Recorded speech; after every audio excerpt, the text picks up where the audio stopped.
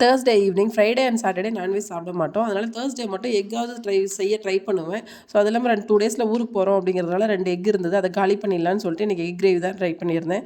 கொத்தமல்லி, தக்காளி, பூண்டு, இஞ்சி, பச்சை மிளகாய் இதெல்லாம் கொஞ்சம் தண்ணி சேர்த்து அரைச்சி பேஸ்ட் பண்ணிக்கலாம். அப்புறம் ஒரு பேனில் எண்ணெய், கடுகு, வெங்காயம் போட்டு அரைச்சி பேஸ்ட்டு அது கூட கொஞ்சம் தண்ணியை சேர்த்து நல்லா கொதிக்க வச்சுட்டு ஒரு 5 to 10 மினிட்ஸ் கொதிச்சதுக்கப்புறம் மஞ்சள் தூள், மிளகாய் தூள், மல்லித்தூள், உப்பு இதெல்லாம் சேர்த்து நல்லா மிக்ஸ் பண்ணிக்கோங்க. இது நல்லா கொதித்து திக்காக வரும்.